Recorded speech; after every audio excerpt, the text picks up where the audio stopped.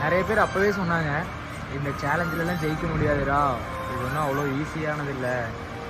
Night நீ வேலைக்கோ போயிட்டு காலையில் 10 மணிலேருந்து 9 மணி வரைக்கும் வேலையும் பார்த்துட்டு நைட்டு 9 மணிலேருந்து 3 மணி 4 மணி வரைக்கும் உன்னால் ரெகுலராக ஓட்டலாம் முடியாது.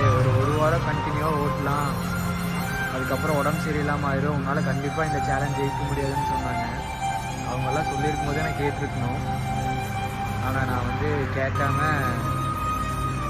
பாருங்கள், கடைசியாக அவங்க சொன்ன மாதிரியே நான் தோத்துட்டேன்னா நினச்சிருப்பாங்க எல்லோரும். நீங்களும் அப்படி நினச்சிட்டீங்களா? நம்ம தோக்கலைங்க, நம்ம ஜெயிச்சிட்டோம். நம்ம 15,000 ரூபா சேலஞ்சில் ஜெயிச்சு காட்டிட்டோம் 30 நாளில்.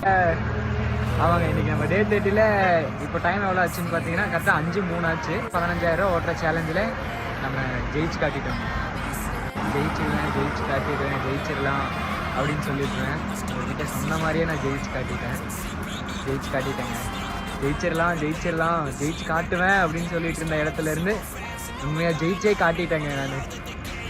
அவங்க ரொம்ப சந்தோஷமா இருக்கு. நீங்க பாருங்க மாப்பிள்ள,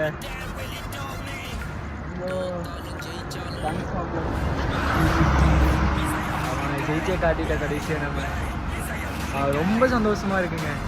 ஏன்னா ரொம்ப நாள் கழிச்சு எனக்குள்ள நானே ஒரு சேலஞ்சு போட்டு ஜெயிக்க முடியுமா முடியாதாங்கிற சுச்சுவேஷன் எல்லாம் தாண்டி எவ்வளோதான் உடம்பு சரியில்லாமல் இருந்தாலும் இந்த சேலஞ்சில் நம்ம வண்டி ஓட்டிட்டு கடைசியாக ஜெயிச்சே காட்டிட்டோங்க.